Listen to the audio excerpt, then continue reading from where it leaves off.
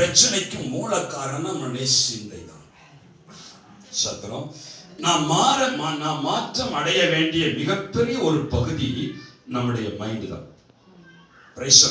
நம்ம ஆளாளுக்கு ஒரு மைண்ட் செட் உடையவர்களாக இருக்கிறோம்.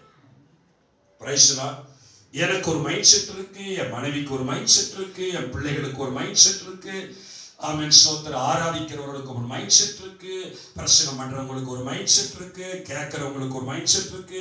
நான் ஒரு மைண்ட் செட்ல போனா நீங்க ஒரு மைண்ட் செட்ல புரிஞ்சுக்கிறீங்க. சோ அங்கே குழப்பங்கள் ஏற்படுகிறது.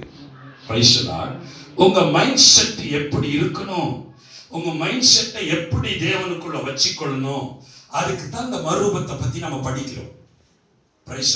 இதை நான் உங்களுக்கு பிரசங்கமா சொன்னா உங்களுக்கு புரியாத என்பதற்கு அடையாளமா நான் என்ன செய்யறேன், ஒரு பிக்சரா அல்லது வசனமா உங்களுக்கு சொல்லிக் கொடுக்குறேன்.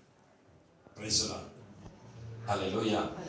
எத்தனை பேர் நாம நீங்க கட்டாயம் உங்க சிந்தை மறுரூபம் அடையணும். ஒவ்வொரு டாபிக்கையும் நீங்க உங்க மனசுல கொண்டு வரணும். முதல்ல நான் என்ன பேசினேன், குத்து விளக்கோட என்னத்தை பத்தி பேசினேன், சமூக தப்பத்தை குறிச்சு பேசினேன்.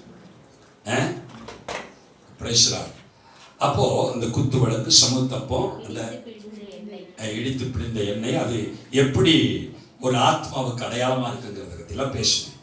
அப்போ நம்முடைய ஆத்மாவை எப்படி நாம் வைத்துக் கொள்ள வேண்டும் என்கிறதான அந்த சத்தியத்தை நான் உங்களுக்கு பேசினேன். இப்படி ஒவ்வொரு சத்தியத்திலையும் உங்க மனதை நீங்க புதுப்பிக்கணும்.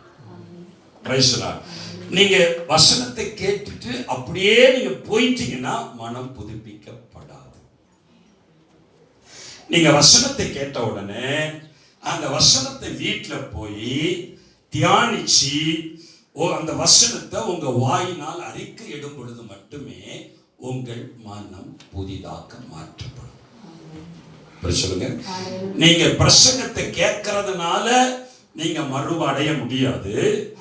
இந்த மறுவத்துக்குரிய சத்தியத்தை நான் உங்களுக்கு சொல்லி கொடுக்கிறேனே, அந்த சத்தியத்தை நீங்க வீட்டுல போய் உட்கார்ந்து வசனத்தை எடுத்து படிச்சு அதை வாயினால அறிக்கை செய்யும் பொழுது மட்டுமே உங்கள் மனம் மறுரூபம் அடையும். ஜெபிப்பதினாலே உங்கள் மனம் மறுரூபம் அடையாது. வசனத்தை அறிகிற அறிவினால்தான், தேவனை அறிகிற அறிவினால்தான் உங்கள் மனம் மறுரூபம் அடையும். அப்போ ஸ்தோத்திரம். நாம இந்த பூமியில